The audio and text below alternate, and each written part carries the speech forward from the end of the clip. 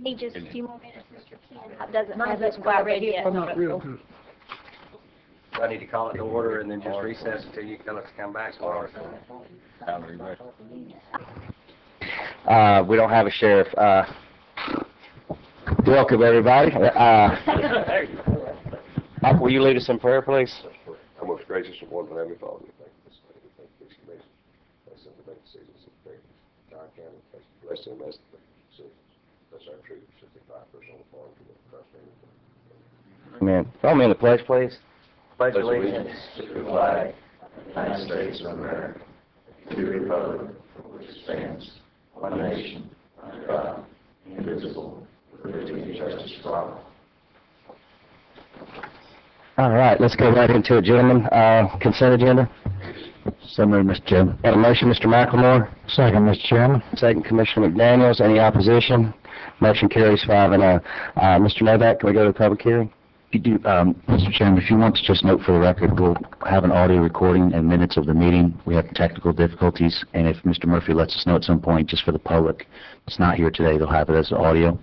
We'll note it on the record when we go back into a video recording. Right. Mr. Chairman, the first order of business is the Planning and Review Board. We met on July 16th. We had 2 applications before us as we had our new member join us, Mr. Miller. The first was a variance application from Michael Dotson, parcel ID 04546-004R. It was encroachment over mobile homes in a road setback. The PDRB unanimously recommended your approval of the variance and presented it to you today. Wishes of the board? So moved. Motion, Commissioner McDaniels. Second, Commissioner Smiley. Get some public comment, are we ready? Any public comment on this issue before we carry the vote? Hearing none. Any opposition? Motion carries 5-0. Thank you, Mr. Chairman. The second is a non-residential development. Mr. Thad Williams came with an application for a castaway camp RV ground. It was parcel ID 0355200R. It is a development of a 40-unit RV park. After discussion and the presentation by Mr. Williams, there was obviously a dialogue between the PDRB and Mr. Williams. They provided a recommendation for a preliminary approval pursuant to obviously agency approval and final engineering review by the PDRB. And they gave him that preliminary approval subject to obviously further conditions and agency review.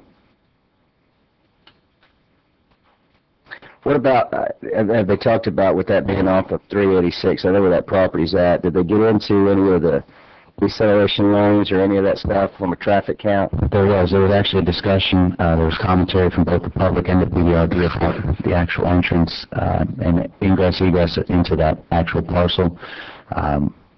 And there was discussion with regards to the traffic count. There was actual commentary with regards to what was proposed based on a 40-unit RV park going in there on a daily traffic count. And based on the volume that would be going in and out of there, there was no requirements, according to the DOT, that was presented to us from the comment of any additional deceleration lanes. Okay. Any public comment on this issue? Wishes of the board. So moved, Mr. Chair. A motion, Mr. Yeager. Second. Second, Commissioner Smiley. Any opposition? Motion carries 5-0. Mr. Chairman, for the record, the visual is up and working now. Okay, thank you.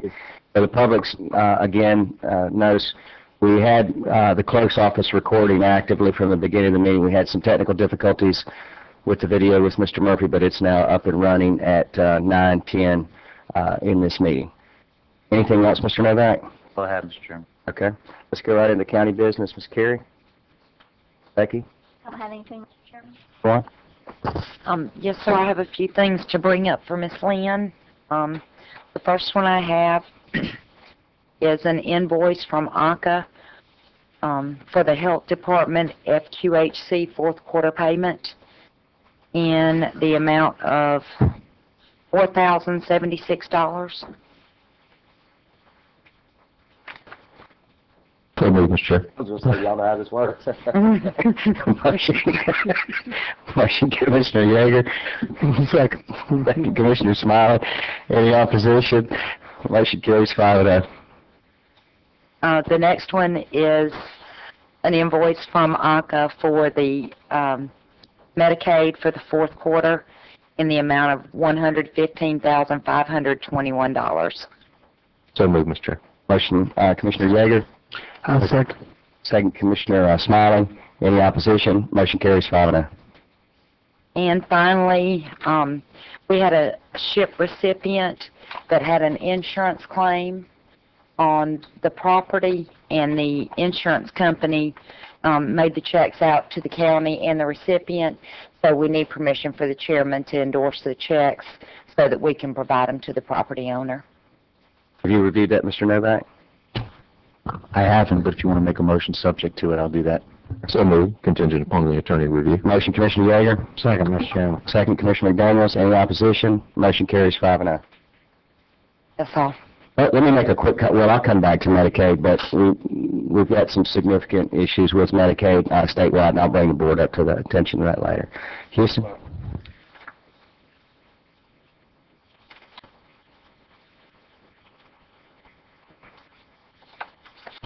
Houston Whitfield, Mr. Director. Thank you, sir.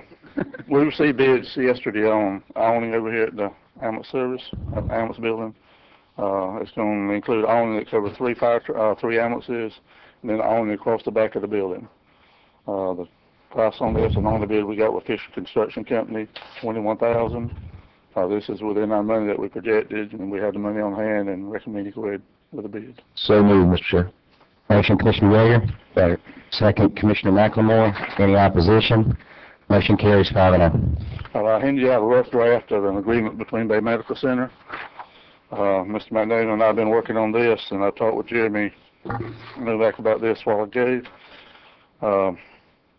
I recommend we go ahead with this with the addition of we maintain all the billing and all the collections. And pending Mr. Novak's approval on this, we'll proceed with it if you don't have any problem with it. No, I think this is excellent. I appreciate your work and working with the City of Mexico Beach. They sort of, certainly by proximity and logistics are our neighbor. The issue has always been there from a cost impact. It's there, so you've done good things there. This agreement was actually with Bay Medical Center. Well, the question I have with Bay Medical with the transference of ownership. That's what I was fixing to bring up. Okay, go ahead. After December the 1st, Bay Medical is probably not going to be the ambulance provider there. I've already talked to Bay County, and we're looking at maybe continuing this agreement once I make the transition, or we may have to start all over with new negotiations. But this will be good up to December. The question I had, Mr. Novak, may be going through, the Bay County Board of County Commissioners, which are friends of ours, they'll understand that we're going into this from an October 1 start date with a projection of $36,000 and that ending 2 months later if this doesn't carry. I guess Mr. Butler or Mr. Novak, could you reach out to Ed Smith or Bob Micah and see what we could do to have that advance through? You've done all you can do, Houston, and I appreciate that. But and it's still up in the air as to what's actually going to happen. They haven't released anything. Whether they're going to take it over as a county entity or whether they're going to give it to a private company. And that would have bearing on what we do here. Absolutely. If it goes to a private company, Right. That could be a $36,000 impact. Right. You have a recommendation? If I could, I'll certainly reach out. Houston provided it to me this morning, but what we'll do is, we talked about already amending some of the language in there. If we could have Mr. Mike might possibly acknowledge that, we'll put some language in there acknowledging there could be that possible transfer in the coming 60 to 90 days. At least there's an acknowledgement and some whereas clauses in there that will provide a provision for it, a transfer. Then why don't we do that with the motion today, have it with some legal ease with him and some dialogue between Mr. Butler, Mr. Novak, and their administration. They'll understand that. We know there are a lot of unknowns, but we just want to make sure that it carries over into their fiscal year as well, depending on what happens. You want to make that motion? Yes, somebody. Commissioner, a motion, Commissioner McLemore. Second, Mr. Second, Commissioner McDaniels. Any opposition? Any discussion? Motion carries 5-0. Thank you. Brett? Marshall? You sure? Joe? David? Hey, Rich, Fire Chief, Beaches Fire Department.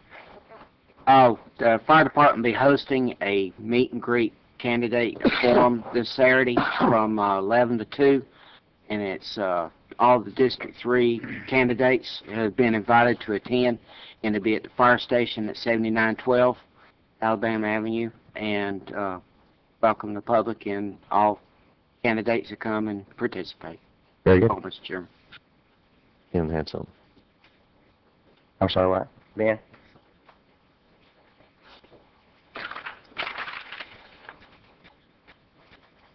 Last month, the board approved entering into a contract with Geocom for our mapping display setup, and I have the contract here. I just need to get approval for the chairman's signature based on the attorney's approval of the contract. So moved, Mr. Chairman. Motion, Mr. McLemore. Second. Second, Commissioner Smiley. Any opposition? Motion carries 5-0. All right, thank you. Thank you. Mr. Novak? Just a quick update on the sign rooms that was recently approved by this commission. Michael Aiken has been working since then and has put together a comprehensive fact sheet for quick and common questions that are going to come from the public. He has posted the sign ordinance on the county website as well as that fact sheet, and they have also formulated an application through the building department and the code enforcement. So Michael's been working on that since your adoption of it. It's now on the county website for the community. If anybody has questions, we'd encourage them to go there and refer to the useful tools that he's created since the adoption of that ordinance. With an update with regards to Willis landing in the lease, per your direction at our last meeting, there was correspondence sent to St. Joe. I just wanted to respond to you that the representative from St. Joe did respond to the letter I had copied the commission on, indicated to us on the 20th last Friday that it was not enough time for them to get it to their review table and provide us a response. However, he indicated that he was positive in that he thought he would be able to work out an amendment. He just was not able to work it out to meet our grant deadline of last Friday. So we'll continue to be engaged with them, and we'll get you back an amendment as soon, or an addendum as soon as they have it approved through St. Joe. The Animal Control Ordinance Subcommittee, we have a new meeting date. It's set for July 30th, which is next Monday. It's 11 a.m. here at the county conference. We'll post the notices as we usually do in the county courthouse. The public's certainly welcome to attend. We'll have the various subcommittee members and our county staff liaisons there, and we'll continue pushing that ordinance to get something before you.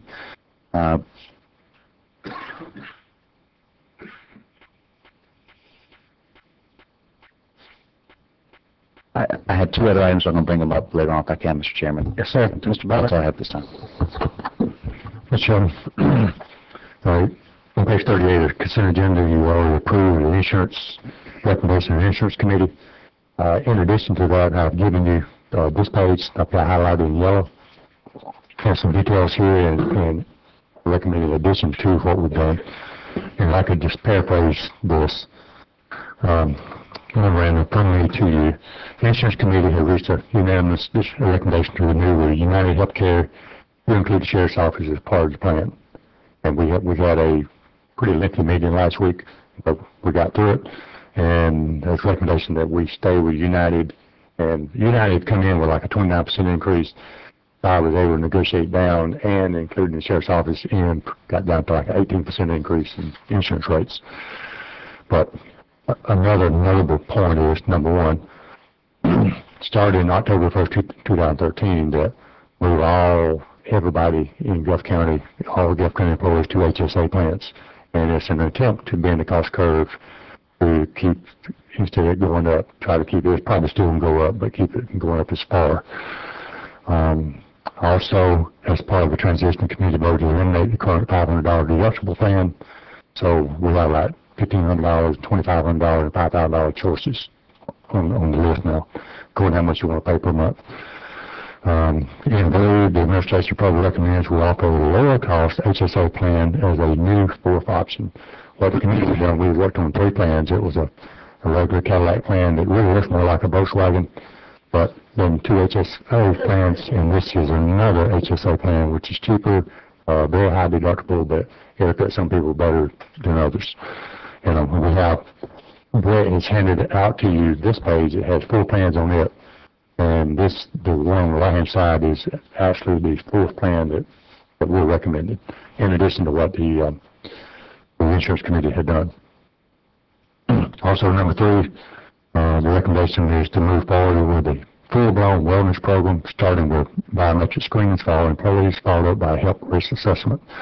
And give you an idea, it's still in the works, but the screening cost from HCA Gulf Coast is $10 per participant.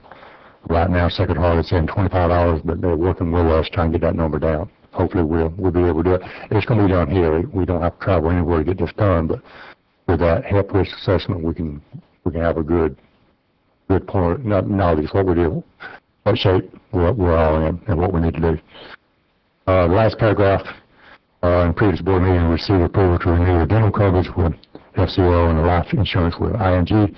In addition, it was approved to move the voluntary benefits to American Fidelity and no longer support the other voluntary companies as an Aflac and Colonial through payroll deductions. Employees may keep their existing policies and pay for them directly. As part of the agreement, American Fidelity will offer their electronic enrollment system for all benefits with no charge. That part has already been approved by the board. We just want to get it all in one document, so this is all the insurance together in one place. But this is the insurance committee recommendation to you. And with the one in blue, as administration recommendation, you add a fourth option, which will give everybody another opportunity. My recommendation, you approve that. Wish to the board. Mr. McDaniel, you sit on this insurance. Yes, that's correct. You're okay with this? I am. We worked hard at this, and anyway, I think this is the way we should go. The board, we voted unanimously to go this direction, and I recommend to this board that we accept this and vote it in. You want to make that form of motion? I'll put in a motion, Mr. Chairman. Motion, Mr. McDaniels. Second, Mr. McLemore. Any opposition? I oppose. Motion carries 4-1. Mr. Chairman, next item, last board meeting, the board was to make contact with our coastal engineer to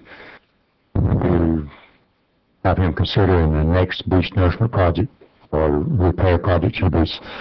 We consider an open sand source instead of utilizing an offshore sand source. When we report to the board, I did make contact, did have a conversation with Michael Dombrowski. We will consider that. He's going to look at the potential upland sand sources. He will be here tomorrow. I think Mr. Yeager and I have a meeting with him tomorrow down at the Upper Preserve Building on a different issue, something to do with beach nourishment, but we can talk to him then too. But that leads into, I've had numerous conversations with David Taunton, and Mr. Taunton is here today, and I think he would like to make a comment to the board. Mr. Taunton, would you like to come up?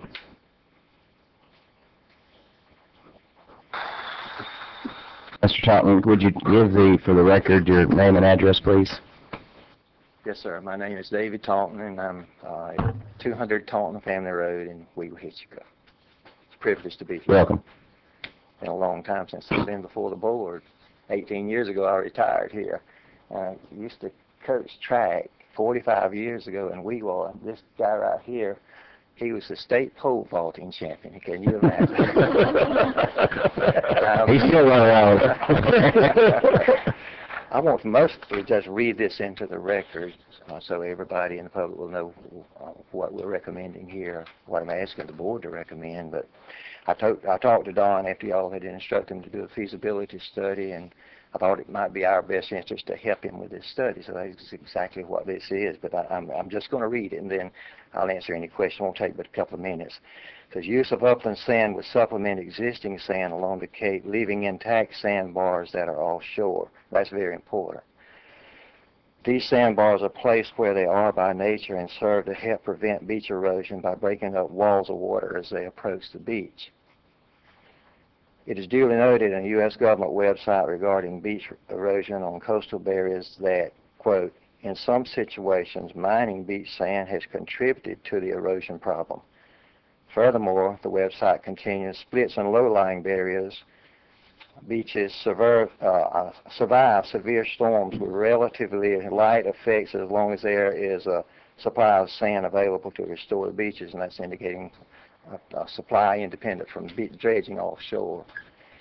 Fortunately, there is such a supply of sand which has repeatedly been certified by for Cape Sandblast beach renourishment projects. This deposit is located in Gulf County and is well within transportation range of the Cape, approximately 37 miles from the first designated dump site.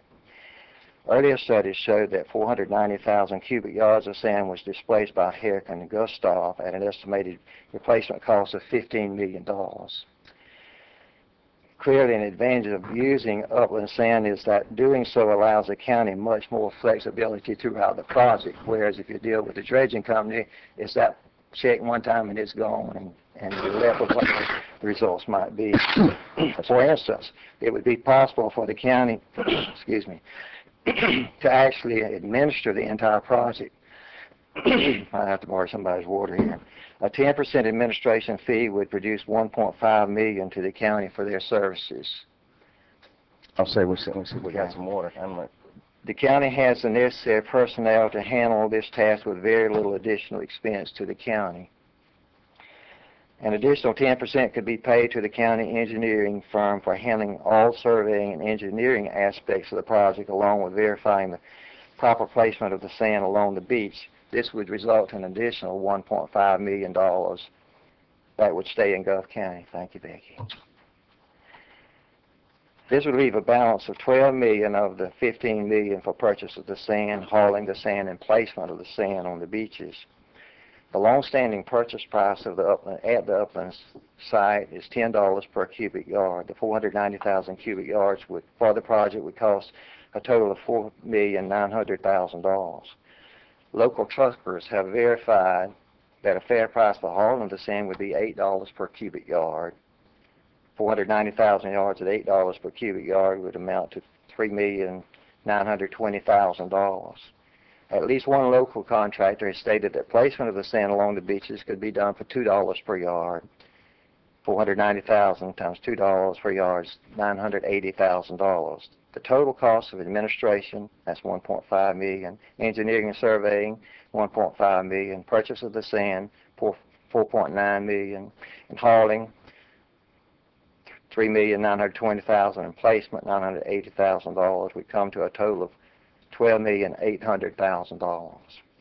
This would leave a balance from the original $15 million allocated for the project of $2,200,000, which could be used by the administrator, which in this case would be the county, for contingencies such as adjustment in fuel prices or other expenses that might occur. The color of the sand is even whiter than the sand presently on the Cape and has been tested at a 10 plus on the Munson chart used by DEP that goes from 1 to 10, 10 being the brightest and whitest of the colors. Studies have been done to verify that upwards of 1 million cubic yards of sand is located on the upland site. Dr. Jennifer Koch, who heads up beach renourishment projects to DEP, has personally visited the site, stating that this was the whitest sand she's ever seen. The sand is immediately available with a considerable amount already dredged. The remaining amount could be produced well within the turtle and tourist off-season, which would be September through February. The cost of using this upland sand source would be well within the $15 million previously allocated by FEMA for this project. Other considerations are, if started soon, the job can be completed entirely between turtle and tourist off-season using current permits. Almost all the overburden has been removed from the site, making it possible to process a large amount of sand immediately. I'll skip the next one, it's already been mentioned. Sand is beautiful. This is considerable here. Sand is beautiful from day one, whereas red sand requires a considerable time for the sun to lift it out. The sand is clean with absolutely no trash in it, as it has been washed and sifted. Use of upland sand eliminates expensive offshore study and engineering, and I think that's important. And that's why I would encourage somebody, when I conclude this, maybe to make a motion to head off the delay and the expense of doing these offshore surveying, which would be considerable. It does not disturb the Gulf flora or otherwise impact plant or animal life in the Gulf. Expediting the beach renourishment job completion would encourage building in the area. Along with the removal of the Cape from the Cobra designation, a building boom could occur, resulting in a tremendous boost to the county tax revenue. As this takes place, area businesses would experience increased profits, saving some jobs and creating many others. By administering the project, the county could generate much needed revenue to help ease its budget difficulties and perhaps save some existing essential services in the process. By providing engineering and surveying services for the project, the county engineering firm would likewise benefit as work would be generated for its employees. Processing and loading the sand would create approximately 15 jobs for the duration of the project. That's at the sand mine. Hauling the sand would create between 40 and 60 jobs throughout the project. Placing the sand would create several more jobs, so about 80 jobs probably would be created for the duration of this project. Virtually all the money spent on the project would remain in Gulf County, where it would recycle over and over again. Local gas stations, parts stores, restaurants, and other local businesses would profit from this project being done entirely by locals. It is rather a unique situation that we in Gulf County would have this quality and quantity of sand available in close proximity to our beaches. We need to take advantage of this opportunity. Two other possible considerations. Use of upland sand would not have a negative impact on the natural sandbar structure, which itself helps protect the beach from erosion. In other words, that sand that was placed there by the dredging company, $22 million of sand is right back where it came from.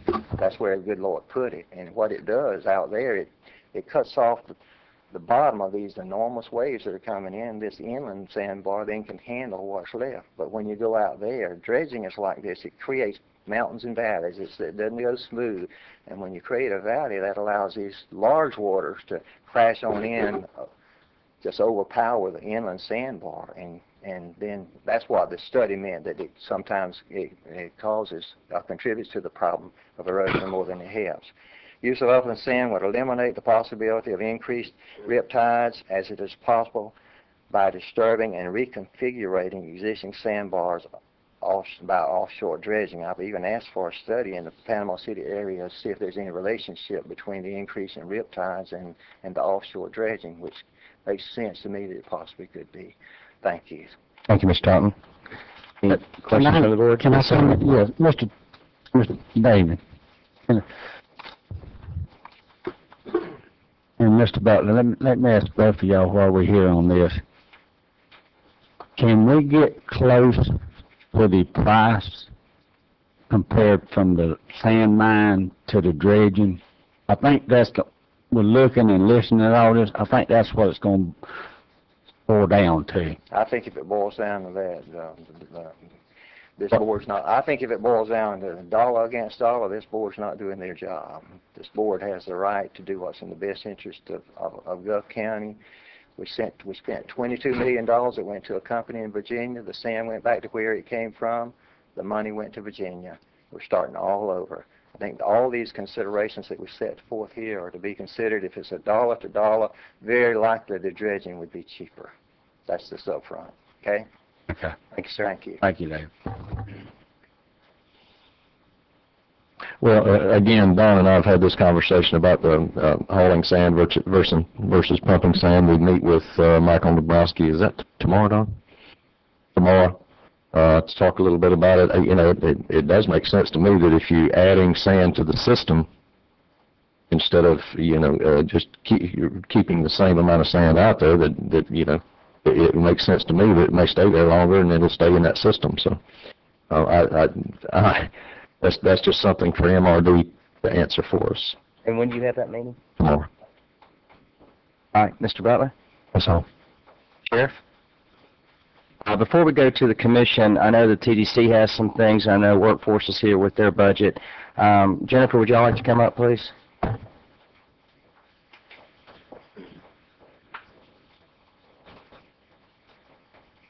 Good morning. I'm Jennifer Jenkins with the Gulf County TDC, and I just have one quick item today. During the commission meeting on July 10th, the topic of the scope of work for Kerrigan Marketing Associates was discussed. Since that meeting, Ms. Kopinski and I have worked diligently to define that scope of work based on the plans that were approved for this current fiscal year.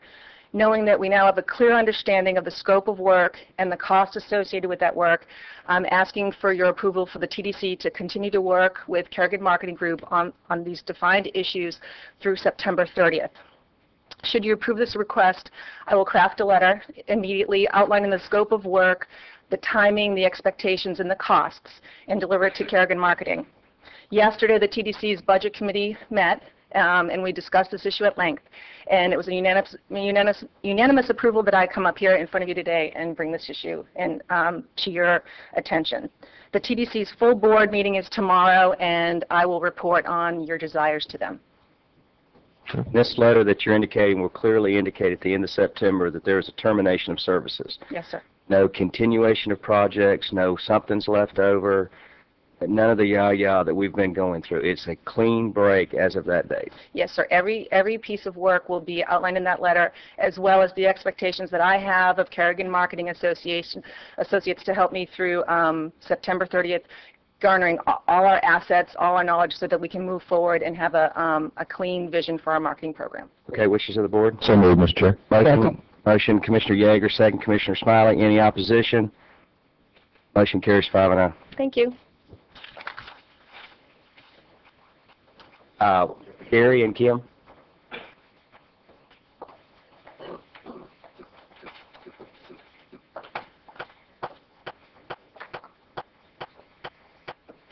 Minutes. Gary Ross, 420 Treasure Drive, Port St. Joe, Florida. Kimbo Dean, 4342 Brook Forest Drive, Panama City, Florida. Morning. Good morning. Good morning. I appreciate the opportunity to address y'all. As I've mentioned many times in the past, the workforce system in Florida is the top system in the United States. That's been recognized by groups as different as the Department of Labor and the U.S. Chamber of Commerce. Of the 24 boards in the state of Florida, the Gulf Coast Workforce Board has been consistently ranked near the top. 2 of the last 4 years has been at the top and is always in the top 25 percentile. Over the past few years, I'm very pleased that the visibility and use of workforce services has increased exponentially here in Gulf County. In addition to that, because of private grants, the amount of money coming into the county has also increased tremendously. That I'm very pleased being a Gulf County resident and representing you on the board. We're here today because of legislation that happened in the last session. I know most of you are very familiar with this. 2 things were involved in this. One is that from now on we have to bring our budget to you and have it approved by you. That means we have to go in front of each of the 3 county commissions to have this done. We've always shared that budget, and as the Commissioner Williams knows, we go over this budget in detail at every board meeting. In addition to that, there was another piece of an amendment that was passed that we find very difficult to work with, and this has to do with the amount of money that is required to go into training. 50% goes to training. We are not primarily a training provider. Our job is to put people back to work. Our job is to take the case managers and have them work with the people who are out of work and hook them up with people who have jobs. This 50% does 2 things to us, and Kim will get into it a little bit more than I can, but one, on the other side of that equation are the case managers, and this could literally affect the number of case managers that we have that are out there putting people back to work. Across the state of Florida, it was estimated that we would lose over 100 case managers if this was implemented completely. As part of the legislation, they gave us the opportunity to seek a waiver to reduce that 50%. We're going to ask you to look at that waiver today. This primarily affects the smaller counties who cannot move money around the way, say, Miami-Dade can, which is the people who instituted this new provision. So we're going to ask you to take a look at our budget, and we're going to ask you to take a look at the waiver. And with that, I'm going to introduce Kim, who you all know. Good morning, Mr. Chairman, Commissioners. I want to make sure that you do have our budget in your packet. We sent it as a part of your agenda packet. You should have that. Looks like this. And so you'll see the budget there. Our budget is no secret. It's public information. We send it out to a very large mailing list when we have our meetings on almost a monthly basis. Commissioner Williams, who's also appointed to the State Workforce Board, has been instrumental in helping the people in the legislature and understand the issues that we face as the workforce system, and I want to thank him for all the work he's done with us. He's also painfully aware of all of the rules and regulations and the funding streams and how they mingle and mix. And he has been supportive with this issue of budgets, understanding budgets, and the waiver as well. We have traditionally had a budget of about $6 to $8 million. This year is not unusual. We have a budget of about $6 million this year. That budget is made up of about 39 funding streams, and each of those funding streams has its own rules and regulations. So we feel like we do a really good job handling that and making sure that we invest the dollars well. And so this is not anything new for us. I think what we will do probably is come before the county commissions on a quarterly basis and just give you a report card update so that people are aware of the budgets, where we are in the budget, and how we're utilizing those dollars. So I don't know if you want to take this as one or two items, but the first item is the budget. And if anyone has any questions about the budget, I'd be happy to entertain them. Any questions? I can have Gary. I can tell you before we call them up, Kim and Gary both have been extremely well. I mean, not only the workforce system and the work that you guys provide, it's been a learning curve with commissioners and our relationship under the Workforce Investment Act and federal responsibilities that the boards have, and our working relationship when the governor initiated the Accountability Act, and some of the unintended consequences of some legislation came through.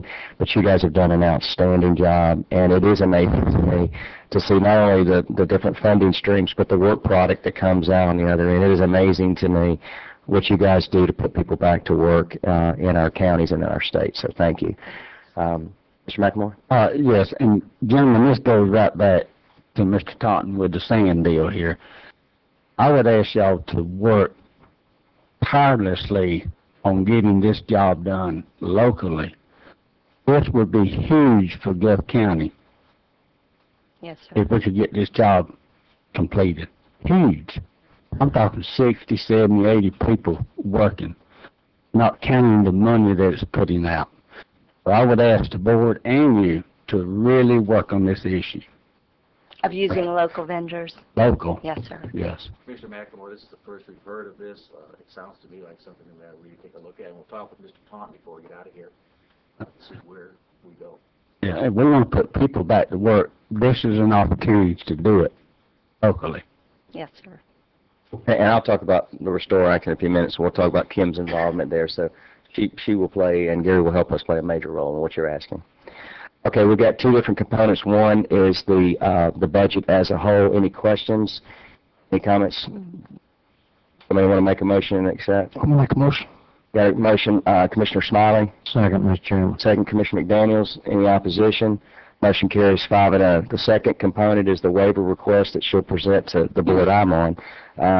When will that happen? When will you bring that before us? We don't know when the next hearing will be, but we have to have it approved by all three county commissions before we can formally request a waiver of the state for the Workforce Florida Board. So move. And this is to give her ability to move her train. Okay.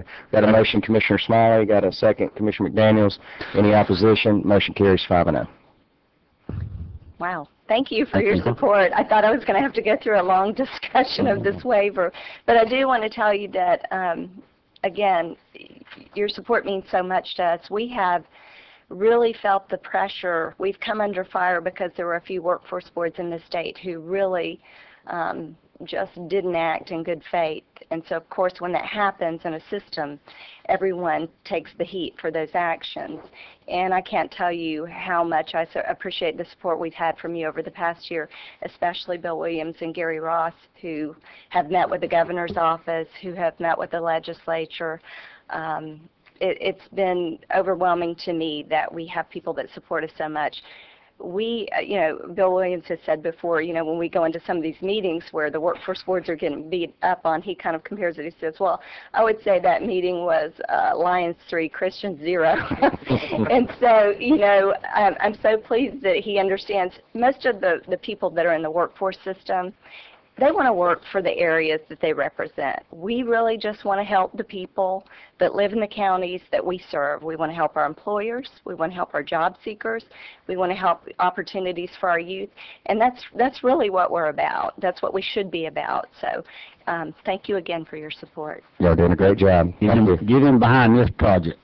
We'll talk with him That's today. it. I want to echo Kim's comments. Commissioner Williams and Commissioner Yeager, with your positions with FAC, is invaluable in moving forward, and we really, really embrace this new working relationship, and we look forward to it. So I think, again, and y'all hear me beat this drum, but when this Governor's Accountability Act came out, and we wanted the accountability, but some of the ways we were getting there, we felt like jumped on our local folks and home rule.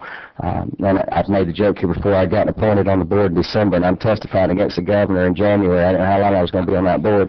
But the scenario was that you had 43 or 44 counties, 47 counties. 47 counties that immediately protected their workforce boards, and we were able to come to compromise with the legislative language and with the governor. We appreciate it. But I think that stands a testament that, you know, bad things are going to happen in sort of isolated incidents, but the majority of the state and the workforce board system, like I said, it's nationally recognized. You guys are doing a great job, and we know what you do here locally, so thank you.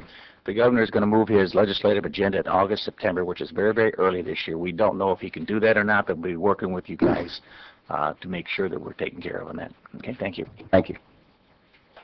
All right, let's go to the commission. Mr. McLemore? Yes, Mr. Chairman, I have a couple items. First item, I wanted to ask about the striping project. I think this board took action on this and actually awarded the bid. Mr. Butler, can you help us with this?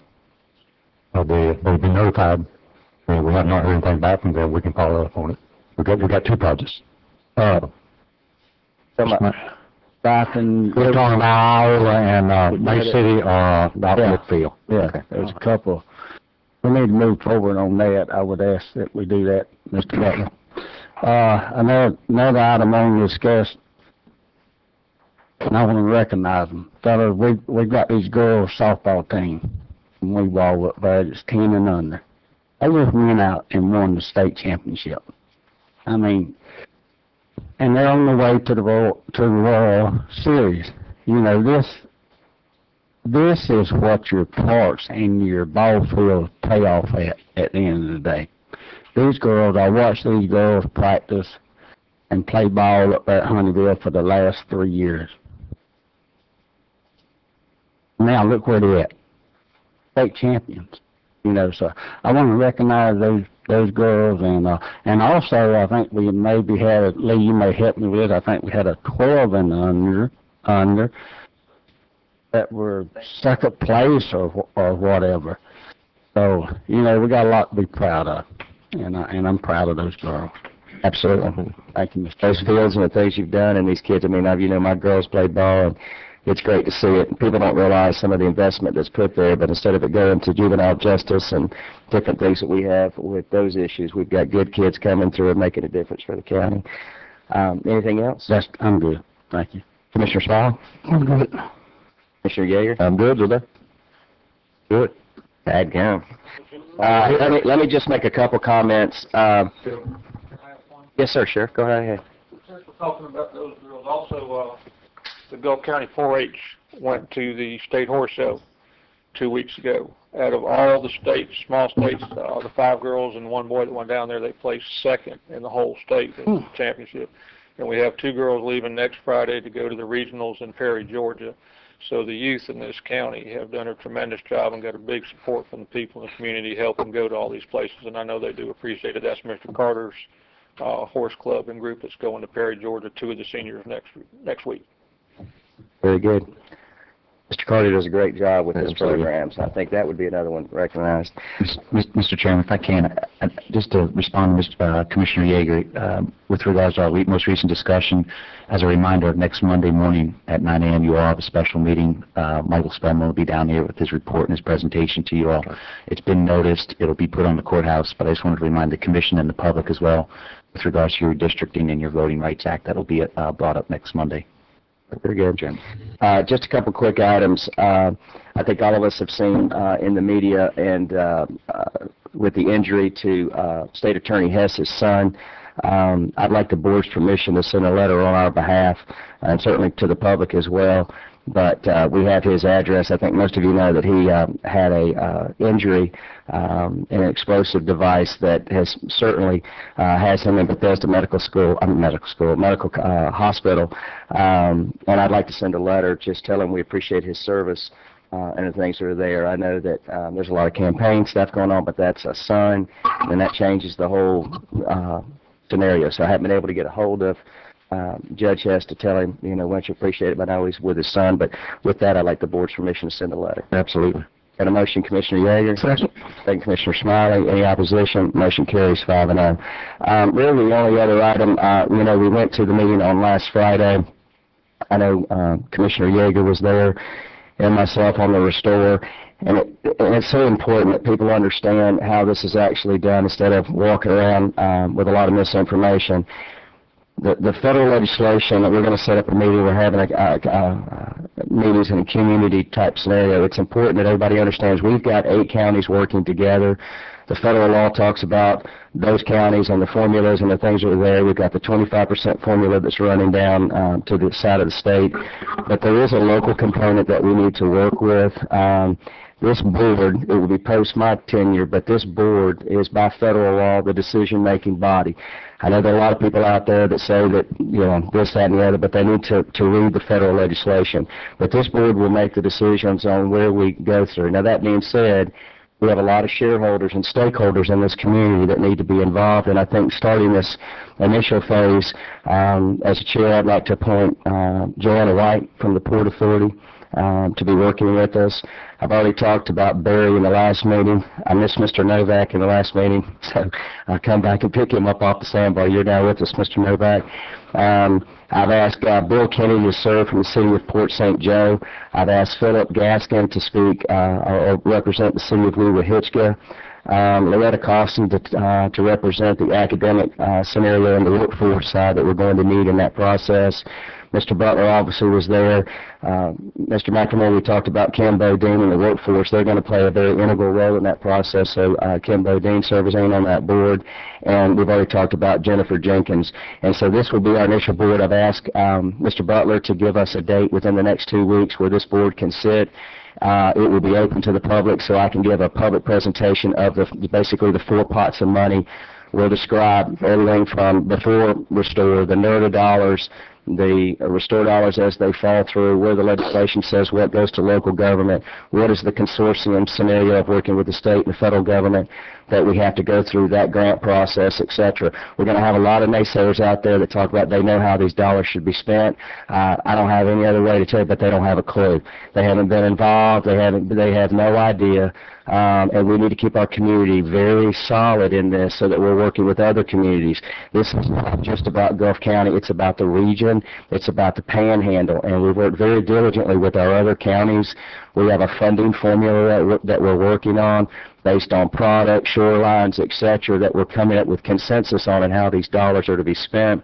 Mr. Taunton, things that you talked about, the port, I think is a very driving factor for this board. I've heard comments about the convention centers and tourist destination points. Those are great projects, and they have to be vetted through a process. We have 6 months by federal law to get our plan together and submitted. There will be a lot of rules that are unknown right now from the United States government and the trust that we'll have to go back through. This is not just, you know, here's numbers, and I've heard numbers all over the map. It basically depends on one settlement. We know where all the dollars in the formula that the 8 counties are going to share. The deciding factor now for algebra terms X is going to be what Judge Barbary, the Department of Justice, and BP settled. And you've heard numbers from $5 to $21 billion. Those are accurate based on the Water Pollution Act penalties. So what will happen once that assessment is agreed upon, from an expediency or time standpoint, that could happen immediately if they settle. If they go into litigation, it could take years. But beyond the dollar scenario that's out there, we have to come up with a very, very solid plan. So we'll be working with a lot of people, but I would ask that the community work as one unit and work collectively. I'd like to take the strategic plan that we all worked on years ago, dust it off, to get the dust off of it, and reopen it. And this is an opportunity to craft Gulf County and the panhandle of Florida for 100 years. I mean, this will never happen again in any of our lifetimes. So this responsibility is important, and it's exciting. It's a culmination of a lot of work, but a lot of people are, again, talking about where this goes, and all I can say is God love them, they're lost. But anyway, that's all I have. Medicaid. Let me make a quick comment on Medicaid. As you know, 58 counties litigated against the legislature with this last move. There was a $370 million bill that we contested that was out because of bad billing, basically, and it goes back to '01. The governor, staying true to, and again, regardless of your politics, the governor did hold true in his promise that counties would not pay what they were not responsible for. He's had ACA work with the Florida Association of Counties in each county that came in and visited. That number now has been cut basically in half statewide. It's about $150-something million, plus by the legislation you get a 15% discount on top of those dollars. What that means to Gulf County, do you have our total? It's like 160-something, I think, off the top of my head. I think it's about 165. Yeah, it's about $165,000. Somewhere in that range, but in some of the counties, you know, and again, this is on the intent to reside, and we're working on some of that language with some legislative fixes, but when this board talks about unfunded mandates, this is certainly one, that from nursing homes and from hospitals, our responsibility that we're required under state legislation, this is what this is about. And so, you know, we've got a backlog issue, and then we have a perspective going forward issue, and so we're working on those issues as we come about. But that's all I have. Anyone from the public would like to speak? Ms. Pat?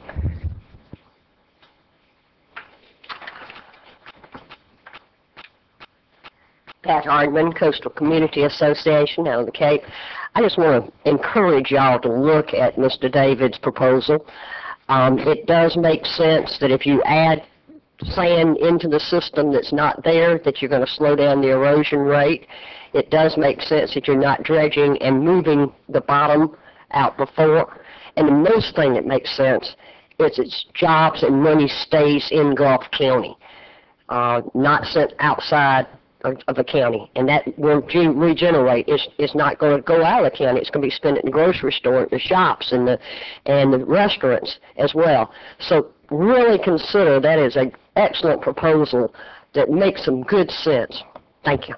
Absolutely. And I say this to the public, going back to Restore, it's really, really important that if you have ideas like the convention center, I hadn't thought about some of the comments I heard about restoring the old Centennial building. That's a great idea, from not just restore the building, but to bring people in. We don't have the ability to bring in events. You know, we've got a executive retreat with the Association of Counties. The closest I could get was Bay County, where I could have brought that to Gulf County, but we don't have the hotel rooms that have that kind of thing. So I think that's the beginning. Not that the convention center is going to be the answer to that, but I think it's a start.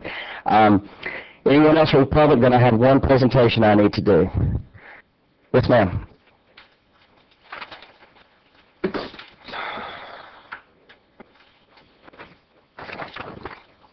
McElroy, 1311 Woodward Avenue. Thank you.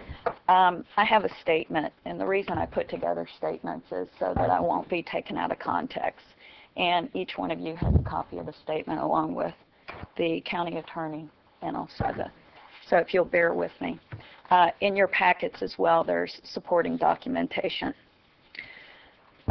It appears that individuals associated with the PAC, past and present, may have questions on the process set forth for the homeless shelter and nuisance ordinance that were voted on at the last county commission meeting. So I'd like to make sure we have a clear record of conduct, because to remain silent is to consent. We followed a very exact process, and there was complete collaboration between the county, the city, and citizens for these ordinances. But because some wish to question the process, I'd like to ask several questions for the record, if I may. Number one, did I at any time offer any kind of deal or try to influence any of you in order to get a vote for these homeless ordinances or nuisance ordinances? And if you could please answer for the record. Absolutely not. I can say no for Carmen. No. Okay. Have I ever had as much as or more than a cup of coffee with you alone? No. I didn't even get a cup of coffee, so No more. Has there ever been behavior with me that is inappropriate that would cause concern for your mother or for others?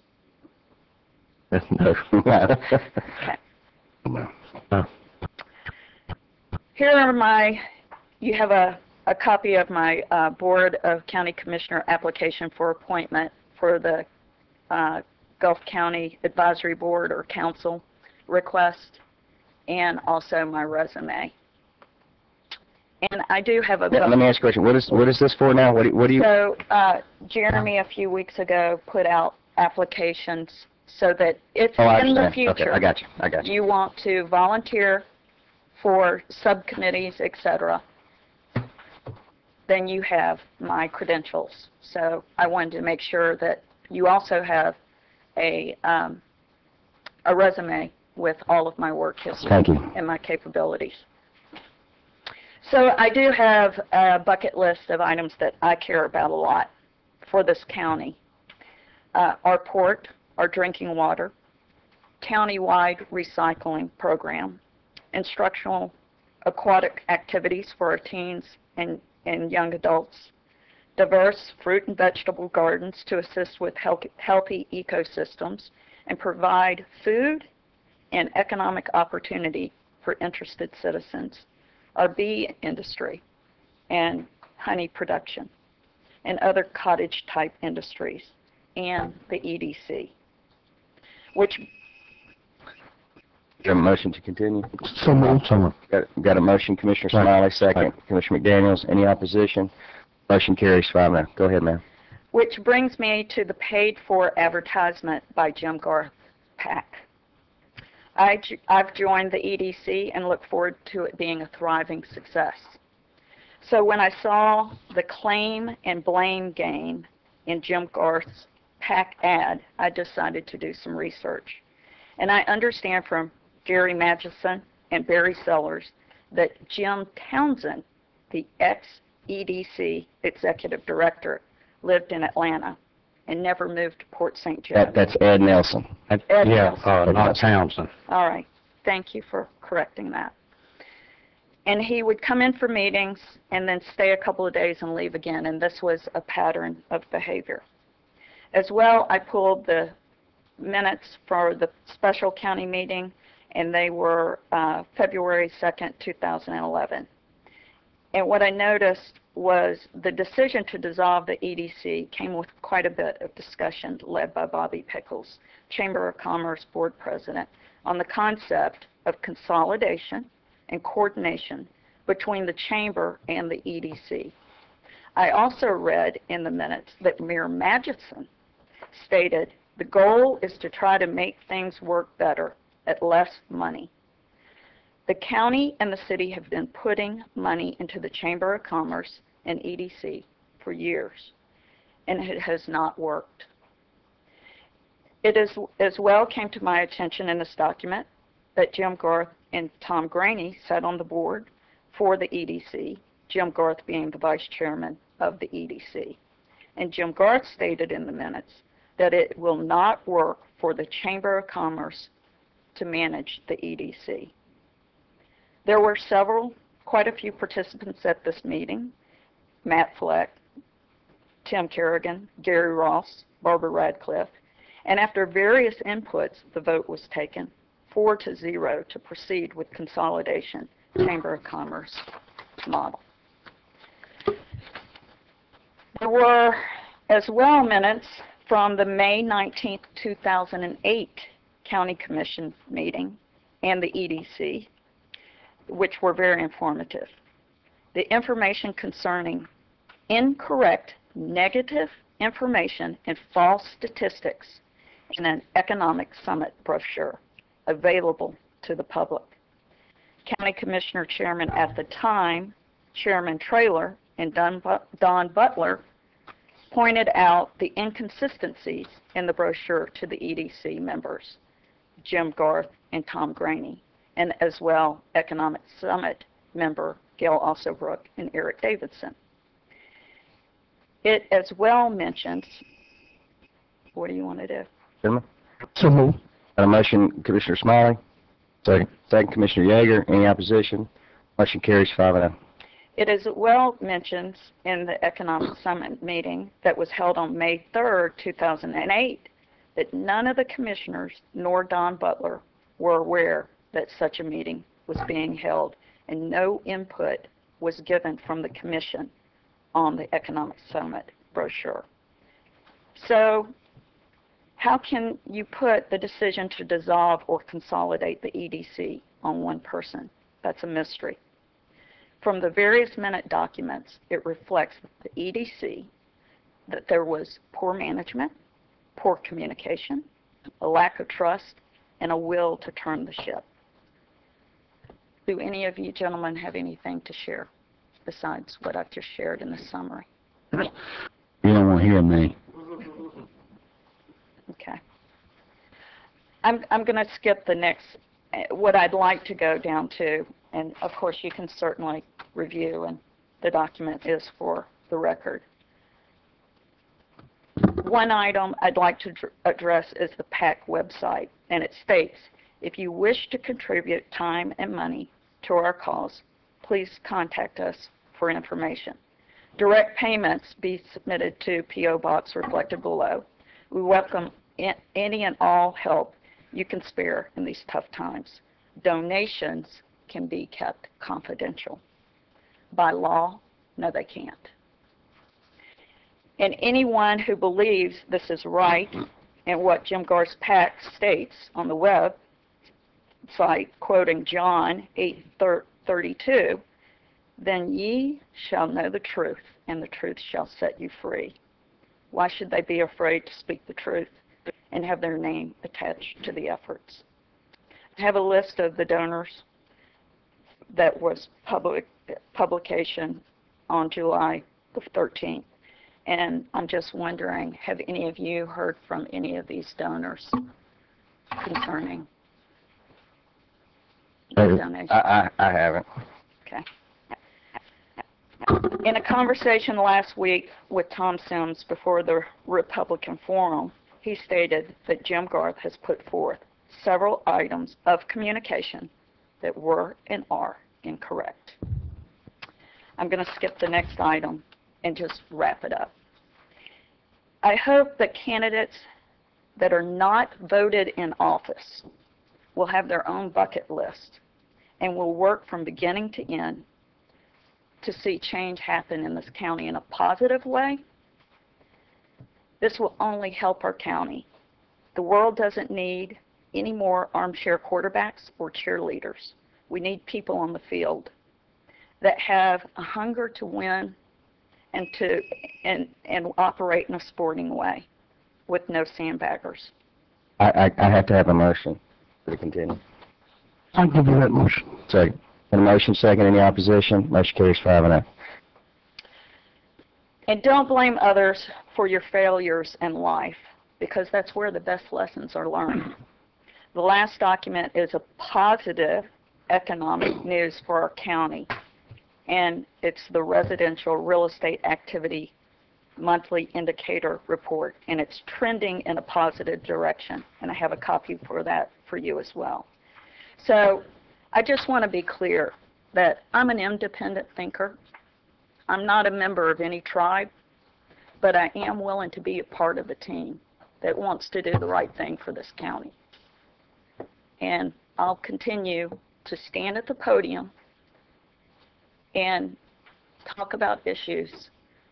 And if anyone else in the community has anything or any questions about my behavior, I would certainly appreciate it if they would do that to my face, because that's what I would do for them. Thank you very much. Mr. Chairman, and just in response to some of the stuff, it has been unfortunate during this campaign that there's been personal attacks, negativity like I've never seen before. There's been threats to me, threats to my family, and threats to others. And, you know, I mean, this pretty much outlines it, something that I can't say, don't want to say about the former EDC. We made the decision as a board back then, and that seems to be the motivating factor for Jim Garth and his PAC. And so all I can say is, you know, we're going through this process. The public knows me. I was born and raised here, been here for the majority of my life, and have worked hard for this community. And I just don't think those types of things works in our community. I think our community is a group of intelligent folks that look at the facts and they look at our people. They know that all of us are imperfect from time to time, but that we're working hard for our community. And that's all I have to say. I don't want to respond to any negativity. The sky is not falling in our community. It's going forward, and that's all. Mr. Chairman, may I please? It was my understanding when we voted this, doing the combining with the EDC, the chamber, it was to save money, to give us more in-depth knowledge of what was going on, and we brought on board, he's sitting here. I never met Mr. Nelson with his tenure when he was the head of the EDC, but we have Mr. Sellers right here. He called my house last night. I didn't get an opportunity to return his call. I was out on some more duties, but I'll see him momentarily. But I don't have I haven't heard anything but good positive input from this consolidation between the chamber and the EDC. And I'm just speaking strictly for myself. I think it was the right move this board made. I think it was the right decision to do what we did. And I just want that into the minutes there where I stand on this thing. I'm support our chamber, I support our EDC, and I support the members that we've got in it.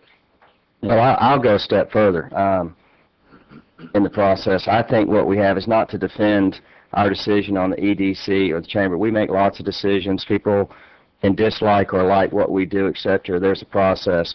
If this PAC was so oriented on better government, we've been going through budget.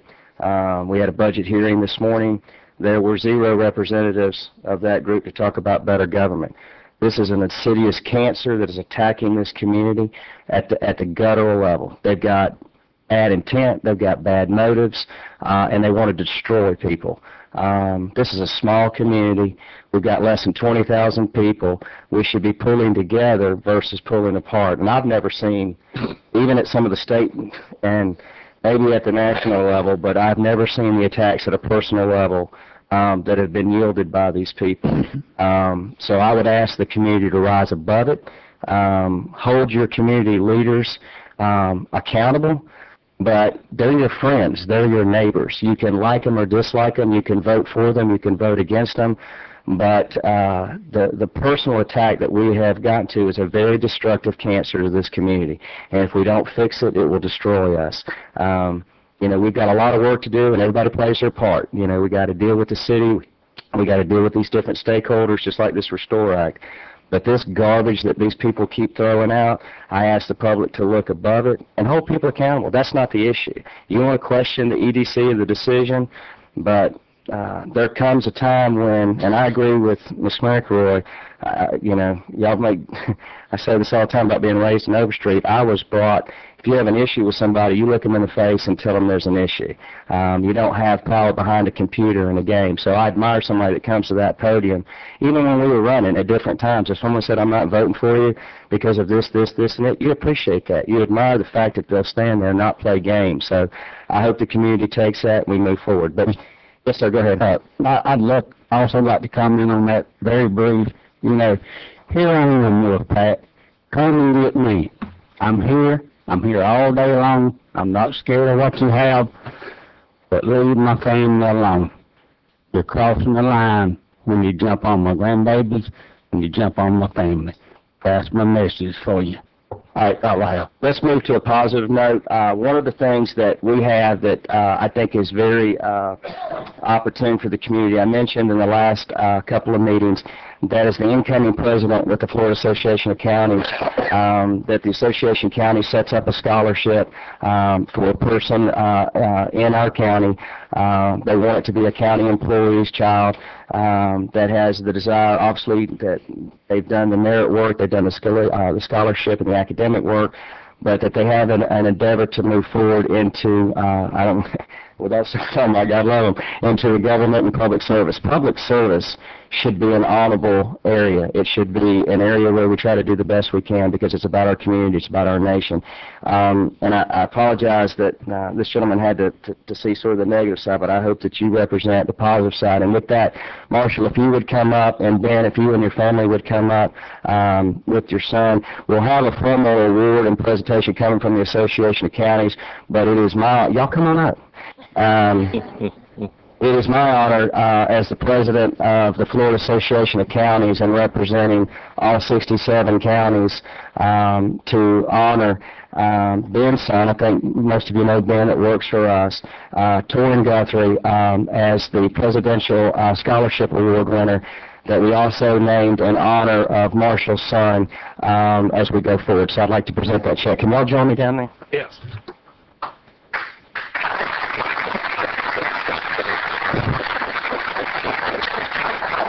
Congratulations. Well done. This check is for $1,500 from the Florida Association of Counties, and we hope you go forth and do some great things. Thank you. Congratulations. You want to say, you and your dad want to say a few things?